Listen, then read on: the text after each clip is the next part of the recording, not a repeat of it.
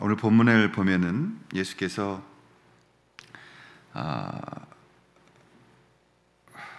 유대인하고 논쟁하는 장면이 나옵니다. 이 본문을 우리가 잘 이해해야 신앙생활을 제대로 이해할 수 있습니다. 오늘날의 신앙생활은 전부 다 솔직히 말씀드리면 좀 너무 가벼운, 또 정말 구원받을 수 있을까라고 의심하게 만드는 그런 상업주의적 신앙이 된 게 사실입니다. 이런 분위기 속에서 우리가 거룩을 추구하고 또 하나님 앞에 진심으로 우리의 삶을 드릴 수 있느냐, 참 그런 분에서는 제가 목사임에도 불구하고 대단히 큰 회의를 가지고 있습니다. 그래서 더욱더 우리 교회는 정말 본질 앞에 좀 섰으면 좋겠다. 교회가 이벤트에 빠지지 말고, 물론 이벤트가 필요해요. 그렇지만 좀 더 말씀 앞에 분별하며 깊게 들어가고자 하는 몸부림이 있었으면 좋겠다, 이런 생각을 가지고 늘 강단에 서게 됩니다. 오늘 본문에 보면 진짜 신앙이 있고 가짜 신앙이 있습니다. 그 중요한 분별점은 이것이 하나님의 뜻이냐 아니냐에 대한 부분을 우리가 살피게 되어지는 것입니다. 이제 명절의 중간이 되어졌다라고 본문은 이야기하고 있습니다. 명절의 중간. 이 명절 중에 이 예수께서 유대인들과 이제 그 논쟁이 붙으셨는데 성전에 올라가서 여러 말씀을 가르칩니다. 그랬더니 유대인들이 놀라서 말하기를, 이 사람은 배우지 아니하였거늘 어떻게 글을 아느냐, 이런 말을 합니다. 참 이런 부분에 대해서 이제 학계들의 논쟁이 많습니다. 정말 예수님이 글을 몰랐겠느냐, 아니면 유대인들이 그를 무시했던 거냐, 이런 논쟁들이 있습니다. 그럼에도 불구하고 저는 어느 쪽이든 다 이것은 가능한 일이다. 옛날에 제가 신앙생활하던 교회에 할머니 한 분이 계셨는데요, 그분은 한글을 모르시는 분이에요. 근데 성경을 읽으셨습니다. 참 희한하죠. 그리고 정말 찬송가를 부를 때 그 글자를 이해하시고 읽으셨습니다. 그래서 저는 이게 어떤 부분에 신앙은 신비적인 부분이 있을 수밖에 없는 것이거든요. 그래서 이런 것들이 가능하다고, 어떤 식으로든 예수께서 그를 모르셨던 아니면 아셨던 이 부분은 충분한 것이다 라고 믿습니다. 그런데 예수께서 대답하여 이르시되 내 교훈은 내 것이 아니기 때문에 가능하다는 것입니다. 내가 만약에 내 것이면은 글을 알아야 되고 뭔가를 다 이해해야 되고 이런 측면으로 접근이 되어지지만, 내 교훈은 내 것이 아니고 나를 보내신 이의 것이다 라고 말씀하고 있는 겁니다. 다시 말하면 예수님이 이 땅에 오셔서 당신의 것을 전파한 것이 아니라 예수님은 하나님 아버지의 대리자로서 아버지가 보내신 것을 나는 이루려 하는 것이다 라는 말씀을 하고 있는 것입니다. 그래서 사람이 하나님의 뜻을 행하려 하면 이렇게 시작하게 되어지는 것이죠. 우리가 하나님의 뜻을 어떻게 알 수 있느냐, 또 하나님의 뜻을 왜 하려고 하느냐, 이 부분에 있어서 중요한 포인트가 있는 겁니다. 우리가 사실 하나님의 뜻을 알려고 하는 이유는 하나인 것입니다. 그건 뭐냐면 경건하게 살기 위해서 하는 것입니다. 우리가 하나님의 뜻을 접근하는, 하나님의 뜻을 알고자 하는 노력은 우리가 어찌하든지 이 땅에서 하나님, 그 거룩함에 서기 위한 것이고, 세상과 구별된 아버지 하나님의 뜻, 즉 이 세상은 다 마귀의 손에 들어가 있기 때문에, 어둠 속에 있기 때문에, 죄악 가운데 있기 때문에 우리가 하나님의 뜻을 알지 못하고는 경건할 수 없기 때문에, 그래서 하나님의 뜻을 찾는 것이다라는 대전제 속에서 시작되어져야 되는 것입니다. 우리가 이 부분을, 하나님의 뜻에 대해서 많이 혼란스러워합니다. 성경을 읽는 이유는 하나님의 뜻을 찾아갔던 선진들을 보게 되는 겁니다. 근데 성경에서 보여주는 하나님의 선진, 하나님의 사람들은 자기가 그것을 스스로 찾아간 것이 아니요, 하나님 앞에 부르심을 받고 하나님의 사람이 된 자들이 하나님 앞에 자신의 자유의지와 신앙의 고백을 따라 하나님을 향해서 이 하나님의 뜻을 찾아 경건함에 이르려고 노력했던 사람들이라는 걸 보여주는 거죠. 그래서 우리는 늘 신앙생활하면서 극단을 피해야 됩니다. 한쪽의 극단에 치우치는 걸 이단이라고 하는 것입니다. 우리가 그 이단에 매료될 수가 있습니다. 왜냐하면 아주 익스트림하기 때문에, 그래서 그쪽에 뭐가 더 있는 것 같은 생각을 하지만, 여러분, 오늘 유대인들은 한쪽 편으로 가 있는 거예요. 너무 종교 쪽으로 가 있어서 자신의 의가 하나님의 의를 덮어버린 사람들이죠. 또 세상에 너무 취해 있는 사람들은 너무 극단으로 가 있어서 하나님을 알지 못하고 스스로 망하던 자들이었죠. 그럼 우리가 하나님을 아는 사람들은 어떤 사람들이냐? 두 가지를 꼭 기억하셨으면 좋겠습니다. 우리는 언제나 하늘을 바라보고 살지만 발은 땅을 딛고 서 있는 자들이다. 그래서 땅과 하늘의 연결점에 있는 사람들이라는 걸 잊으시면 안 됩니다. 그래서 우리는 언제나 하나님의 하늘을 향해 나아가지만, 그러나 이 땅을 거니는 동안에는 발을 딛고 땅에 서 있다라는 것을, 즉 이 땅에서의 의무도 있고 하나님의 백성으로서의 거룩함의 목적도 있다라는 이중적인 우리의 포지션을 잊으면 안 된다라는 것을 말씀드리는 거죠. 성경 인물들이 왜 성경에 기록되어졌느냐? 그것은 각 상황에 따라서 하나님이 인도하심의 결과가, 그것이 곧 하나님의 뜻을 찾아가게 되어지는 결과로 나타났다. 모든 성경에 나타나고 있는 인물들은 하나님께서 그들에게 하나님의 뜻을 보이셔서 그 길을 걸을 수 있도록 만들어 주셨고, 거기에 자신의 자유의지를 통해서 하나님 앞에 순종함으로 하나님의 뜻을 이루어 가셨다라는 것을 보여주는 것입니다. 그래서 우리는 성경을 읽어야 돼요. 성경을 읽으면서 늘 무엇을 찾아내야 되냐면, 하나님이 요셉에게 어떤 뜻을 가지고 있었는가, 하나님이 또 아브라함에게 어떤 뜻을 가지고 있었는가, 하나님이 오늘날 나에게는 어떤 뜻을 가지고 계신가, 하나님의 나를 향한 소원을 찾아내는 것, 그것이 신앙생활의 목적이죠. 그리고 하나님이 내게 허락하신 그 뜻을 따라 순종하고 완주하는 것. 요즘 올림픽이 이루어지고 있습니다. 올림픽 보면 종목이 수많이 있어요. 어떤 사람은 야구 선수, 어떤 사람은 육상 선수, 어떤 사람은 수영 선수, 어떤 사람은 높이뛰기 선수. 우리는 이 땅에서 우리가 해야 될 일들이 다 다릅니다.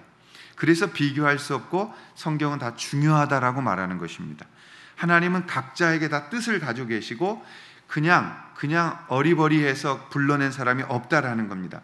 한 사람 한 사람에게 각자에게 주시는 인생에 다 뜻이 있다는 겁니다. 그걸 찾아야 되는 거예요. 근데 한심한 우리들은 언제나 비교하고 다른 사람, 유명하다는 사람 따라다니고 그 뒷줄에 서서 뭔가 얻어먹으려고 하는 것 같은 그러한 신앙생활하기 때문에 하나님의 뜻하고 나하고는 전혀 상관없는, 그래서 대중 속에 묻혀가지고 이만큼 모여있으면 다 구원받을 때 나도 구원받을 거야, 이들이 가는 길은 오를 거야 라는 대중 심리에 빠져버리게 되어지는 것이에요. 그래서 오늘 우리가 깨버려야 된다는 겁니다. 신앙은 두 가지가 있어요. 하나는 외로움입니다. 하나님 앞에서 외롭게 우리는 살아갈 겁니다. 그리고 그 길을 걸어야 되는 선지자적인 모습을 갖고 있습니다.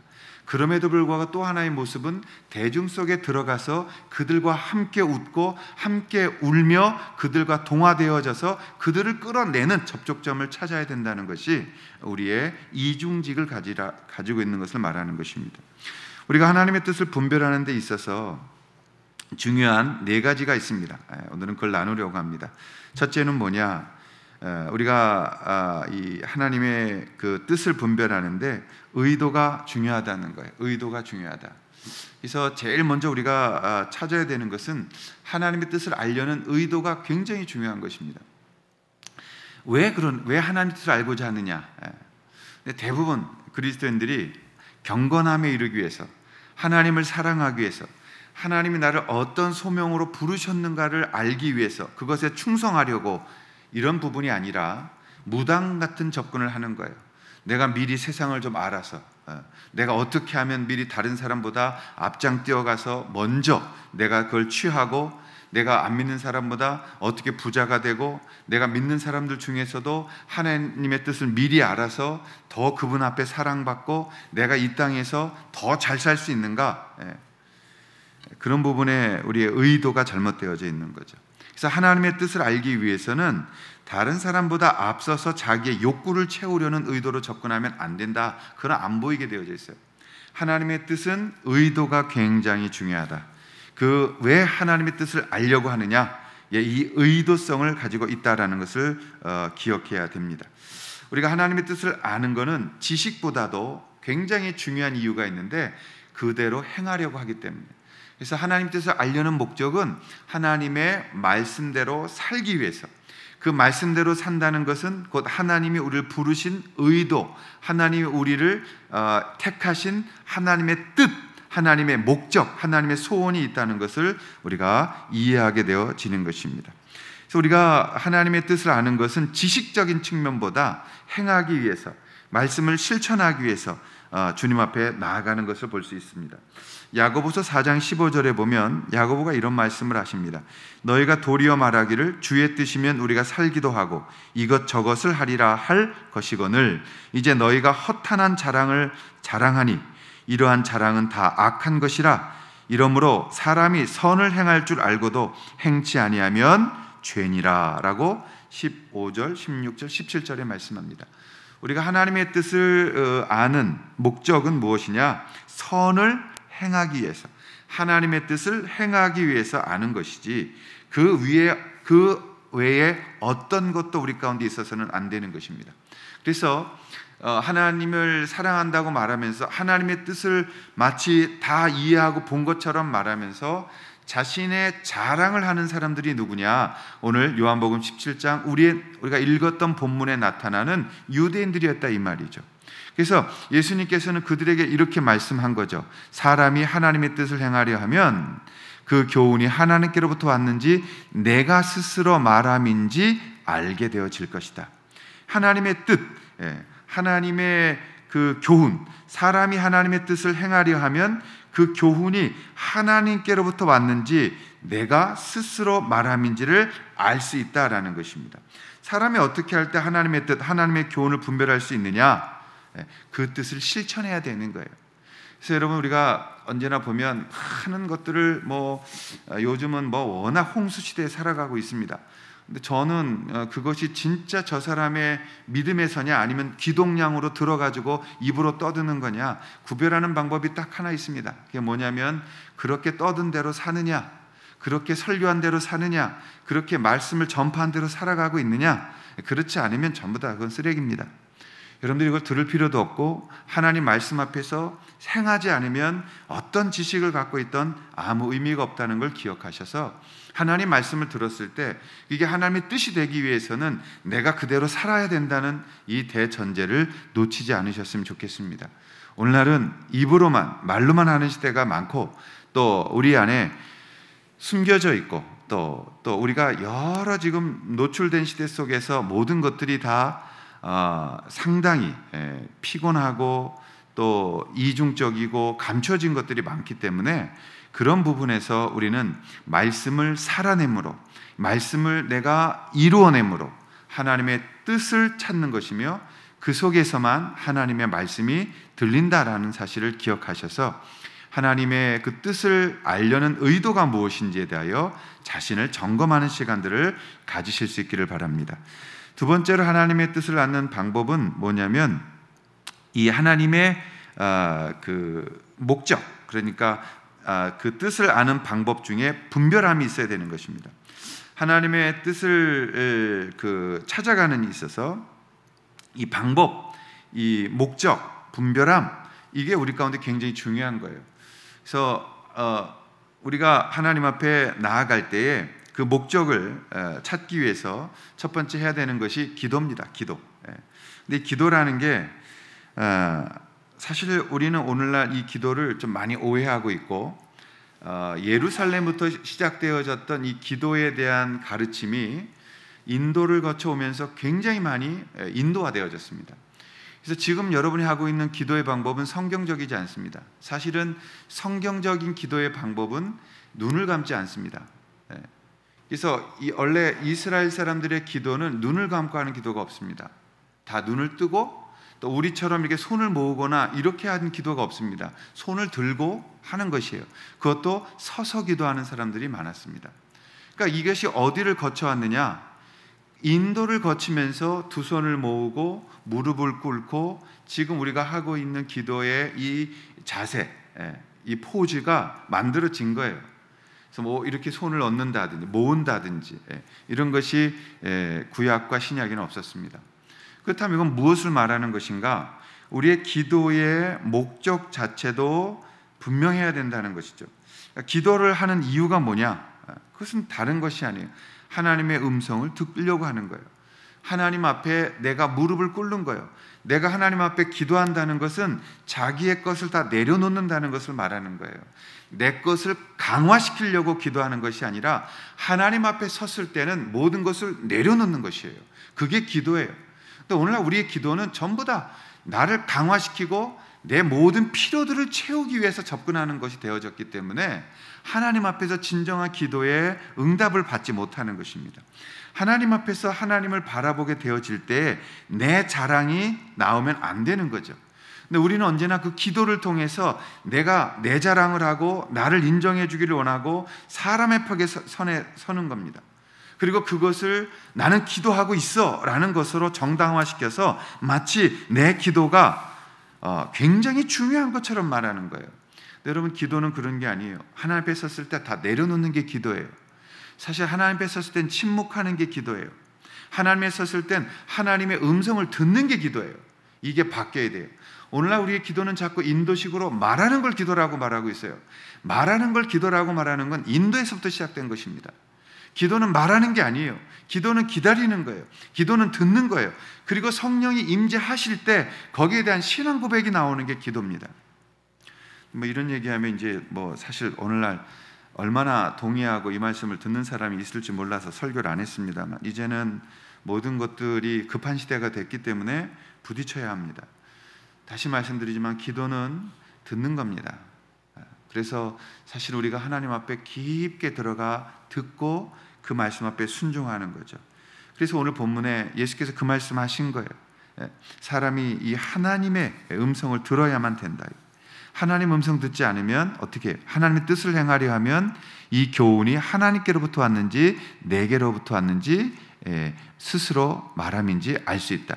자, 18절에 보면 스스로 말하는 자는 자기 영광만 구하되 보내신 이의 영광을 구하는 자는 참되니 그 속에 불의가 없다.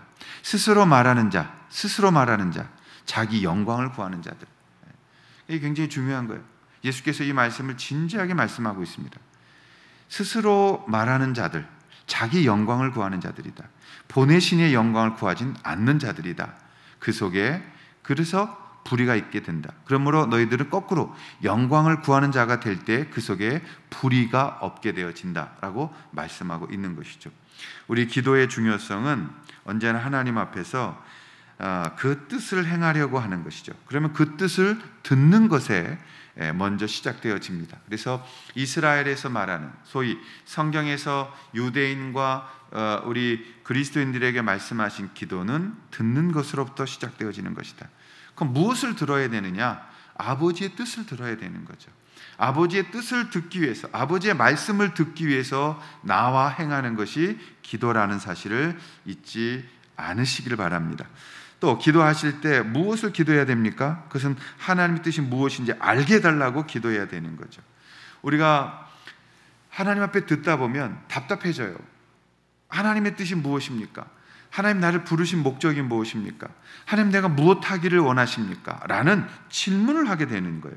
그래서 그 기도는 결국 어디로 가게 되냐면 하나님의 뜻이 무엇인지 알게 해달라고, 하나님 내가 알지 못하니까 하나님의 뜻이 무엇인지 듣게 해달라고, 하나님 나를 향하신, 나를 부르신 목적이 무엇인지를 하나님 내게 말씀해달라고 우리는 그분 앞에 귀를 기울이게 되는 것입니다.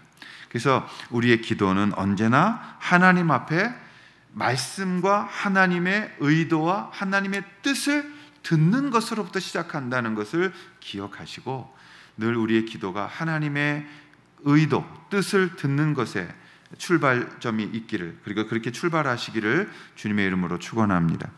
두 번째 중요한 건 뭐냐면 성경을 읽는 것입니다. 하나님의 뜻을 아는 방법 중에 두 번째는 성경 읽는 거예요. 여러분, 말씀 읽을 때 확신과 능력과 충만이 옵니다. 여러분이 구원받았다는 사람의 가장 중요한 그 증거 중에 하나는 성경 말씀을 읽을 때 그 성경 말씀이 여러분에게 감동과 확신과 능력과 성령의 충만함을 입게 합니다. 이런 말씀 읽다 보면 전율이 느낄 때 있어요. 그 말씀이 내게 와서 팍팍 나를 찌를 때, 무릎 꿇을 때가 있어요. 그 말씀을 읽다가 영광의 환상 가운데 들어갈 수가 있어요. 그 말씀을 읽다가 하나님의 위대하신 임재하심을 느낄 때가 있어요. 그것이 곧 말씀, 즉 율법의 권능입니다. 하나님 앞에서 우리가 선다는 것은 이 말씀 앞에서 그냥 뭐 몇 장 읽고 뭐 내가 묵상하고 끝내고 이런 것이 아니라 그 말씀이 살아서 내 모든 영혼의 골수를 쪼개는 일들을 우리가 경험하게 되어지는 거예요. 여러분, 우리가 너무 가볍게 구원받았다, 나 성경 읽어요, 그러지 마시고 정말 말씀 앞에 여러분의 삶을 드리면서 경건의 시간을 깊게 가지셔야 돼요. 오늘날 모든 내 일상생활을 하기 위해서 말씀을 읽어요. 잘못된 거예요. 일상생활을 하기 위해서 말씀을 읽는 게 아니라 말씀을 충분히 읽고 그 다음에 움직여야 되는 거예요. 이 순서가 자꾸 바뀌어서 성경 안 읽으면 무슨 일 생길까 봐, 성경 안 읽으면 내가 경건하지 않을까 봐, 성경 안 읽으면 내가 오늘도 소위 하는 일이 잘 안 될까 봐, 성경 몇 자 읽고 큐티한다고 그렇게 하지만 여러분, 그래가지고 이 하나님의 깊은 뜻을 알겠습니까? 원래 하나님의 말씀은 성경을 깊이 묵상하며 그 말씀을 연구하며 그 말씀을 내 속에 묻을 때 그 속에서 그 말씀이 서로가 연결이 되어지는 거예요. 그래서 인사이트라고 말하는 겁니다. 어저께 저희 아들이 그런 얘기를 하더라고요. 엄마, 제가 이렇게 너무 아파가지고 누워있는데 엄마, 성경에는 깨달음이라는 용어가 없어요. 부전자전 아니랄까 봐. 그래서 내가 그냥 속으로 누워서 좀 웃었습니다. 한참을 웃고 저 녀석이 어디서 저런 걸 들었을까, 그런 생각을 하면서 그래, 그런 고민은 좋은 거다. 젊은 애들이 말씀 갖고 논쟁하고 말씀 갖고 적어도 토론하고 말씀이 그렇게 어떻게 살아야 되느냐에 대한 여러분 그러한 진지한 대화가 있어야 되는 거예요. 근데 우리가 말하는 교제는 말씀에서 시작하지 않거든요. 가서 밥 한 그릇 먹고 헤어지는 걸 교제라고 말해요. 어디서 그게 교제예요? 그건 밥 먹은 거지. 그걸 교제로 때우지 마십시오. 그건 교제가 아니에요. 여러분, 식사한 거예요. 말씀의 교제라는 것은 진짜 그 말씀을 붙들고 어떻게 진지하게 살 것인가에 대하여 깊이 들어가는 겁니다. 요즘 세대는 안 된다고. 아니, 그렇지 않습니다. 요즘 세대도 하나님의 부르신 사람들은 말씀을 갈급해하고 그 말씀을 진지하게 대할 때 반응하고 그 말씀 때문에 인생이 변하고 성경은 진리입니다라는 선포를 하게 되어져 있는 거예요. 왜 우리가 걱정을 하냐고요. 왜 하나님 말씀이 역사 안 할까 봐 우리가 대충 읽어버리고 저 사람하고 말씀 나누면 교회 안 올 것 같이 두려워하냐고요. 사람들이 교회로 올 때는, 부르심을 받았을 때는 말씀을 따라 살고자 하는 성령의 간절함이 있기 때문에 불러내는 거예요. 우리 교회는 고리타분한 교회가 말씀 앞에 서서는 오를 수도 있어요. 우리가 너무 시대의 흐름 앞에 민감하게 반응한다고 말씀 묻어가서는 안 돼요. 말씀은 진짜 그 말씀을 깊게 묵상하고 그 말씀이 내 삶 가운데 이루어져가는 것들을 경험하게 될 때 그것이 살아 움직이는 것을 체험하게 되는 것입니다. 그때 하나님의 뜻, 하나님의 의도, 하나님의 우리를 향하신 목적을 알게 되어지는 것이에요. 세 번째, 우리가 하나님의 뜻을 발견하는 데 중요한 도구는 바로 묵상하는 것입니다. 이게 굉장히 오늘날 우리 시대에 필요해요. 여러분, 하나님이 우리 가운데 공고함을 느끼게 할 때가 있어요. 이건 기질의 문제가 아니에요. 하나님, 내게 너 좀 산에 들어갈래? 너 좀 혼자만의 시간을 가질래? 라고 말씀하실 때가 있어요. 그래서 복잡한 데서 떠날 때가 있어요. 그땐 여러분, 인위적으로라도 여러분의 삶을 골방으로 만들 필요가 있습니다. 하나님 앞에 모든 걸 비워놓고 하나님 앞에 집중해야 될 때가 있습니다. 저희 집은 골방이 없는데요. 그렇죠. 골방을 가진 집들이 몇 군데가 있겠습니까? 그런데 내가 혼자 있는 시간, 화장실에 앉아있든 차를 운전하든 아니면 내가 혼자 무엇인가 할 수 있는 그 시간을 쪼개어 진지하게 날마다 주님 앞에 하나님의 묵상을 우리가 해야 되는 것이에요. 묵상은 성경의 지식 위에서 가능한 겁니다. 머릿속에 든 게 없고 가슴에 든 게 없는데 묵상해봤자 나오는 게 아무것도 없는 거예요. 하나님의 말씀, 하나님을 아는 만큼 우리의 묵상은 가능하게 되어지는 것입니다. 시편 19장 14절과 15절의 말씀을 보시면 한번 찾아서 한번 읽겠습니다. 시편 19장입니다. 시편 19장 14절 15절의 말씀인데요. 우리가 한번 같이 읽겠습니다. 시편 19장의 말씀 한번 중요하니까요. 자, 19장 14절 15절을 읽겠습니다. 시작. 나의 반석이시요 나의 구속자이신 여호와여, 내 입의 말과 마음의 묵상이 주님 앞에 연락되기를 원하나이다. 우리가 이 14절 말씀을 기억하면서 묵상하셔야 돼요. 나의 반석이시요 나의 구속자이신 여호와여, 내 입의 말과 마음의 묵상이 주님 앞에 연락되기를 원하나이다. 우리가 하나님 앞에 내 마음의 묵상과 또 내 입술의 고백이 주님 앞에 연락되어지기를 원하나이다. 이 묵상의 위력, 묵상의 힘, 이것은 굉장한 것입니다. 인간적인 체제, 이 커뮤니즘이라고 불리우는 공산주의, 그리고 이것이 이제 뭐 러시아나 또 사실 제대로 된 공산주의를 한 데가 뭐 이 지상에 있겠습니까만, 그래도 러시아가 공산주의라는 것을 갖고 있었다면 그 러시아가 가졌던 인간에 대한 세뇌 교육, 마피아들이나 러시아 이 KGB 같은 사람들을 교육시킬 때 그들의 영혼을 다 빼냈다고 그래요. 그들의 영혼을 다 빼내고, 하나님이 만드신 영혼을 다 빼내고 자기들의 사상을 주입해서 인간을 완전히 사상화 만들어 놓는 그런 무서움이 있는데, 그게 어디서 나오느냐면 묵상입니다. 묵상.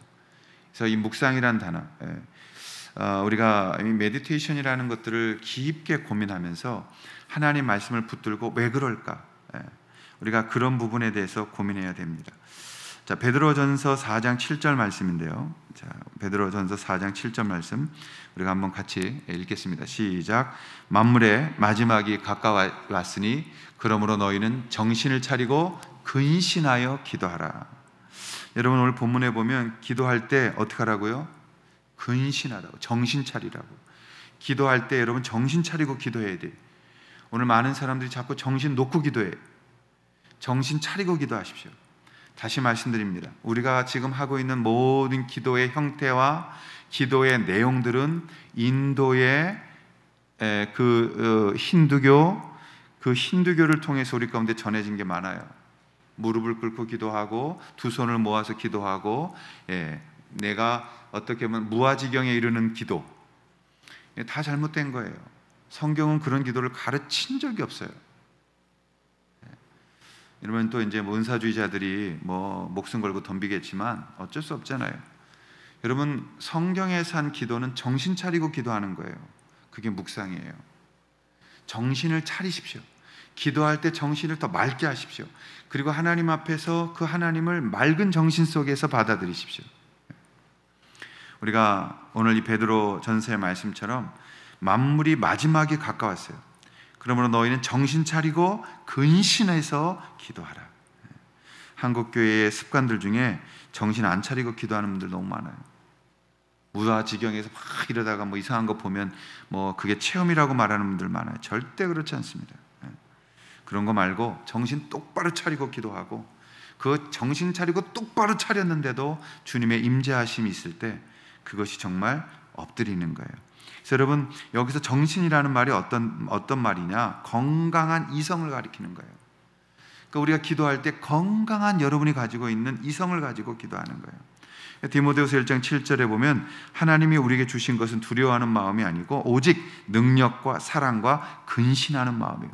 우리가 주님 안에 있을 때 늘 근신하는 것, 날마다 내가 각성되어지고 깨어지고 근신하는 것, 그것을 기억할 때 온전한 묵상이 이루어져 가는 것입니다. 마지막 네 번째는 뭐냐? 그럼에도 불구하고 신앙에는 초자연적인 계시가 있는 겁니다. 우리가 이해할 수 없는 하나님의 나타나심, 하나님의 자기를 표출하심, 자기를 드러내심이 있다는 겁니다. 그래서 신앙생활은 직접적인 인도도 있다는 거예요. 그게 어떤 거예요? 하나님 급하시면 성경 말씀 안에서 행하시는 것이지만 자기를 드러내신다는 거예요. 지금도 드러내십니다. 그럼도 지금도 그 일을 하시기 때문에 우리가 이 초자연적인 계시라는 부분을 인정해야 되는 거예요. 너무 이 부분을 인정 안 하면 우리는 하나님을 성경 안에 가둬버리는 거예요. 묻겠습니다. 하나님은 성경이십니까? 하나님은 사랑이시다. 여러분, 하나님은 사랑이신데 사랑이 하나님이십니까? 이게 자꾸 그러면 말장난한다 그러는데, 말장난은, 철학은 말장난이, 그 말장난을 통해서 우리의 생각을 정리하는 거예요. 하나님은 사랑이시다. 그러나 사랑이 하나님은 아니시죠. 하나님은 성경에 갇히실 수가 없죠. 왜? 하나님이 크신 분이죠. 성경에 기록되지 않은 너무너무 많은 것이 하나님이시죠. 성경은 우리에게 주시는 최소한의 말씀이죠. 그래도 우리는 버벅거리죠. 그래서 하나님은 우리가 이해 못할 때 초자연적인 계시로 가는 거예요. 저희 작은 할아버지가 예수를 안 믿으셨어요. 제가 그 고등학교 때 이제 정말 기도 많이 하고 나는 제사에 동참하지 않겠다. 그래서 딱 섰어요. 문중 어른들이 다 서서 절을 하는데 제가 이를 깍지 물고 가만히 꼿꼿이 섰어요. 예, 아니나 다를까 뒤에서 뭐가 번쩍 하더라고요.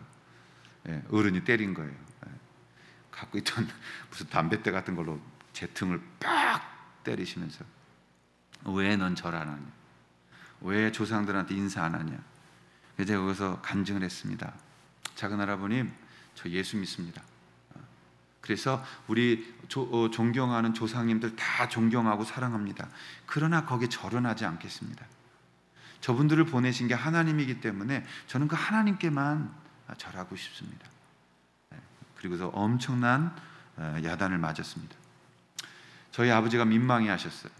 아들이 이러니까. 그래서 가서 할아버지 달래고 아버지가 사과하고 다음에 다시 그 시간이 다가왔습니다. 저는 어차피 더 믿음 안에 섰기 때문에 맞든 때리든 순결당하든 상관없었어요. 절 안 하고 다시 서 있었어요. 그리고 목덜미에 힘주고 있었지. 뭐가 날라올 테니까. 이러고 있었는데 안 오는 거예요. 안 때리시는 거예요. 이게 끝나고 저희 아버지가 당황하셔서 작은 할아버지께 물었어요. 아버님 왜 상훈이를 야단 안 치셨냐고 오늘은. 그랬더니 저희 작은 할아버님이 최고 어른이셨는데 뭐라 했냐면 에휴 젊은 사람들이 더 잘 알아서 할 건데 뭘. 이런 아주 개혁적인 얘기를 하셨어요. 그래서 밥 먹다가 제가 다시 물었더니 뭐라고 할아버지 얘기하셨냐면 에이구 니네 할머니가 교회 다녀서 나도 교회 다닌다. 네 할머니가 교회 다녀서 교회 다니고 할머니가 여기 올 때에 계속 나한테 얘기했다. 상훈이 야단치지 말라고. 우리 집안이 잘 되는 것이라고. 그걸 순수하게 받으시고 암이 걸리셨어요. 근데 이 할아버님이 기도원에 가서 기도하시면서 암을 치유받았어요. 왜요? 급하시니까. 암 치유받으시고 몇 해를 사시다가 기쁨 가운데 정말 천국의 확신 속에서 주님께로 돌아가셨습니다. 하나님은 그렇게 초자연적인 일을 하세요. 만약에 하나님이 성경대로만 움직인다면 여러분 우린 지금 다 이스라엘에 가 있어야 돼요. 성경대로라면 우리가 할 수 있는 게 사실 많지 않아요. 근데 하나님은 우리가 이해 못할 때 우리의 생각을 뛰어넘어서 하나님의 일을 하십니다. 근데 어떻게? 성경을 베이스로. 하나님이 초자연적인 분이라고 해서 성경을 무시하거나 성경의 말씀을 무시하고 가서는 안 된다 이 말이에요. 하나님 꿈 줄 수 있어요. 하나님 환상 주실 수 있어요. 환상님 소리를 듣게 하실 수 있어요. 하나님 천사를 통해서 우리에게 인도함 받게 할 수 있어요. 왜? 지금 말씀드린 네 가지는 다 성경에 나오니까요. 그러나 하나님은 그것으로만 말씀하지 않는단 말이에요. 하나님은 성경을 배우게 하시고 무릎 꿇게 하시고 묵상하게 하시고 기도하게 하시고 근신하게 하시고 깨어있게 하시고 그런 깨어있는 자들에게 하나님이 급하실 때에 초자연적인 방법도 쓰실 수 있다라고 우리는 신앙을 고백해야지 언제나 한쪽으로만 말려가는 거예요. 공부하면 공부 쪽으로만 아니면 또 초자연적인 분들은 초자연적인 분으로만 그렇게 될 때 우리는 균형을 놓쳐버리는 거예요. 여러분 항상 우리가 가져야 되는 게 뭐냐? 균형입니다. 균형. 제가 지금 제정신이 아니에요. 사실은 어제도 한숨 못 잤어요. 제가 팔을 이렇게 붙들고 있는 건 팔을 늘어뜨리면 너무너무 아파서 가끔씩 이 팔을 빼버리고 싶을 때가 있어요. 이거는 어떻게 이 목 디스크를 이기셨는지 목 디스크 이기신 분들을 제가 존경하고 있습니다. 근데 저는 굉장히 아픈 것 같아요. 그래서 이게 막 저리고 아프고 하여튼 정신없을 만큼 이성을 놓게 만들 만큼 힘든데 그런데 하나님께서 우리 가운데 이런 시간을 통해서도 하나님의 음성 앞에 서게 하시고 주님 앞에 엎드리게 하신다는 사실을 경험합니다. 우리가 하나님은 초자연적인 일을 하세요. 그렇지만 언제나 베이스는 하나님이 허락하신 원래의 순대로. 그래서 기도할 수 있고 우리는 말씀 앞에 설 수 있고 묵상할 수 있고 초자연적인 방법으로 하나님의 자녀들을 인도하십니다. 그럴 때 어떤 일이 생기느냐? 우리가 가지고 있는 자유의지가 발동되는 거예요. 하나님은 인간에게 주신 자유의지를 쓰시게 하세요. 근데 우리 구원받은 사람의 자유의지는 다시 죄로 돌아갈 수 없는 승리한 자유의지를 주신 거예요. 아멘. 그래서 여러분은 절대 다시 그 죄를 놓고 선택해야 되는 이 아담과 하와의 자리로 돌아가는 게 아니고, 우리는 예수 믿고 구원받은 자들은 승리할 수밖에 없는 하나님 편으로 하나님이 끌고 가시는, 그러나 그 안에서 우리가 순종이라는 자유의지를 사용하게 하시는 놀라운 창조적인 삶을 살게 하신다는 것을 잊지 마십시오. 아멘. 이건 아멘 하셔야 돼요. 다시 말씀드릴게요. 우리가 자유의지를 갖고 있습니다. 그런데 이 자유의지는 다시 그 원죄로 끌려 들어갔던 죄 가운데 서게 하는 것이 아니라, 지금 그리스도인들의 자유의지는 하나님 앞에 무엇을 해도 하나님의 의도 가운데 서 있을 때에 실패한 것이라고 말할지라도 그 실패조차도 하나님이 창조적인 것으로 만들어 놓으시는 승리하는 자유의지에서 우리가 서 있고 그 방향으로 나아가고 있다는 것을 잊지 마시길 바랍니다. 그래서 여러분, 위대한 일을 시도하는 거예요. 위대한 일을 하는 거예요. 왜요? 하나님의 뜻을 얻기 위해서 초자연적인 인도를 우리가 받고 있기 때문에 그런 것입니다. 그래서 여러분, 우리가 이 초자연적인 현상은 이성적인 판단을 뛰어넘습니다. 그렇다고 해서 우리가 초자연적인 것만 그럼 기대하면서 마치 옆길로 이렇게 빨리 천국 가는 것처럼 해야 되느냐? 그렇지 않다고요. 여러분은 말씀을 공부하셔야 되고 근신하는 기도를 해야 하고 하나님 앞에 묵상을 하면서 그때에, 그럼에도 불구하고 우리가 쫓아오지 못하고 알지 못하는 놀라운 크고 큰 비밀을 초자연적인 방법으로 주님은 이루어져 가게 하신다. 그래서 여러분, 지금 저는 지혜가 없어요, 저는 이것도 없어요, 나는 노래도 못해요, 나는 뭐도 못해요, 돈도 없어요, 하나님 나는 아무것도 할 수 없어요 라고 말해도, 하나님은 여러분이 심으시는, 여러분이 하나님 앞에 드리는 냉수 한 그릇이라도 잊지 아니하시고 가장 소중한 것으로 축복하신다. 내가 목마를 때 물을 줬다.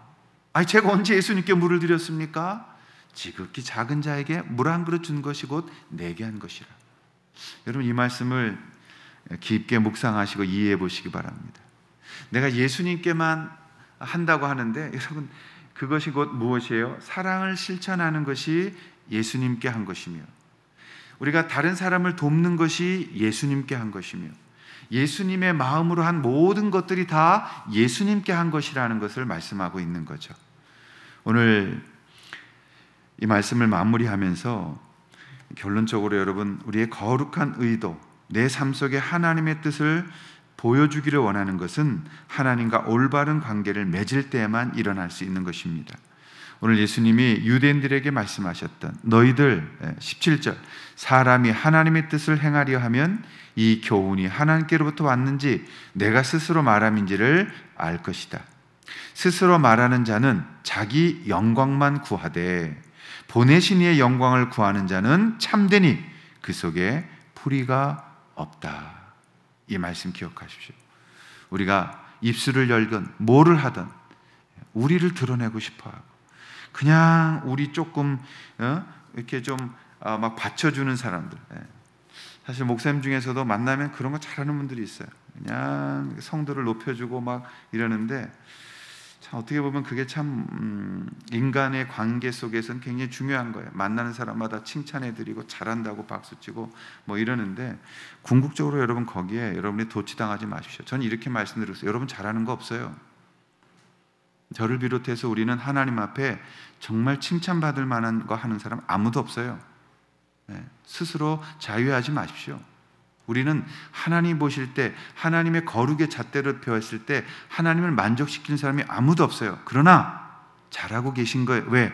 예수 안에서 몸부림치고 있기 때문에. 그것이 하나님이 기뻐하시는 것이지, 우리가 충분한 어떤 지위에 올랐기 때문에 우리가 자랑할 만하다라고 말하는 것은 어마어마한 무너짐이고 오늘 예수께서 지적한 부분이 되는 것입니다. 여러분, 드러내지 마십시오. 여러분, 안 알아주면 어때? 꼭 그렇게 사람들에게 인정받아야 돼? 꼭 그렇게 칭찬받아야만 움직여야 돼?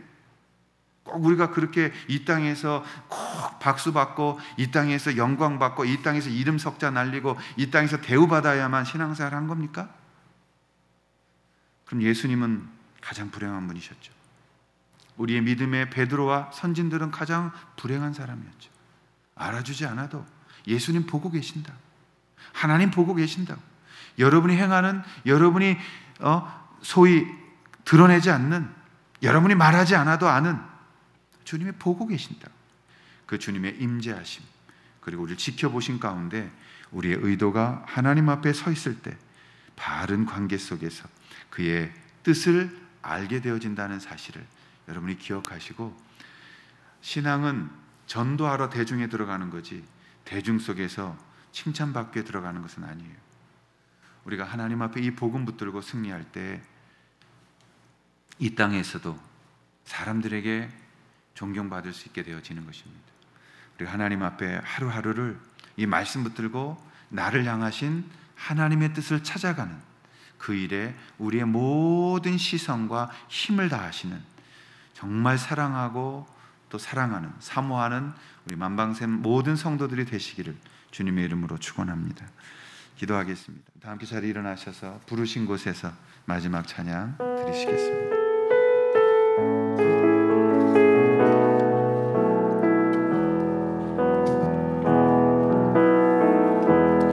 따스한 성령님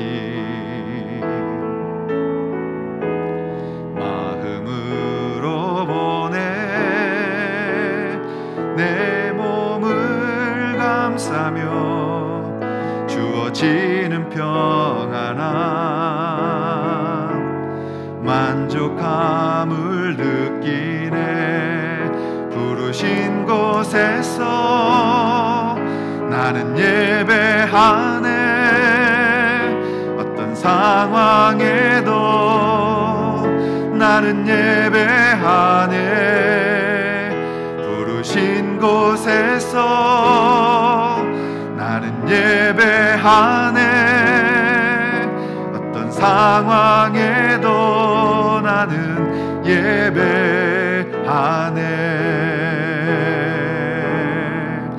내가 걸어갈 때 길이 되고 살아갈 때 삶이 되는 그곳에서 예배하네. 내가 걸어갈 때 길이 되고 살아갈 때 삶이 되는 그곳에서 예배하네. 부르신 곳에서 나는 예배하네. 어떤 상황에도 나는 예배하네. 부르신 곳에서 나는 예배하네.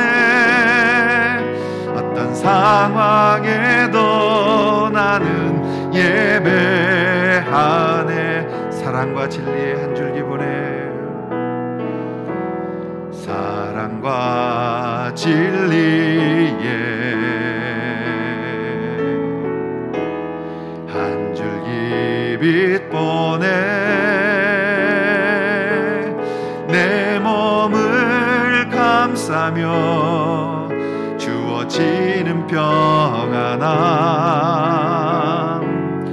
그 사랑을 느끼네. 부르신 곳에서 나는 예배하네. 어떤 상황에도 나는 예배하네. 부르신 부르신 곳에서 나는 예배하네. 어떤 상황에도 나는 예배하네.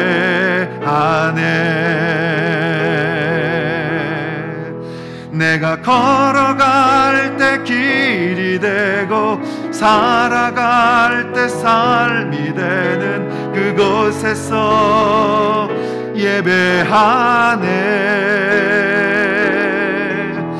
내가 걸어갈 때 길이 되고 살아갈 때 삶이 되는 그곳에서 예배하네.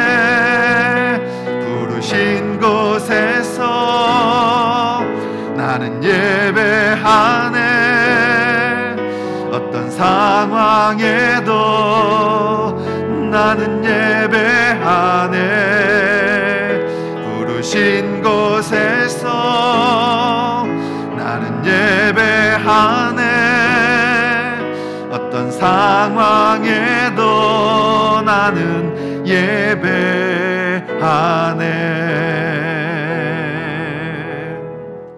이제는 우리 주 예수 그리스도의 은혜와 하나님 아버지의 사랑하심과 성령님의 역사하심이, 하나님 참 우리에게 만만치 않게 도전해오는 세상을 향해서 그럼에도 불구하고 하나님의 뜻 붙들고 이겨나가길 소원하는 모든 성도들 머리 위에 주님의 승리하심으로 함께하여 주시기를 간절히 축원하옵나이다. 아멘.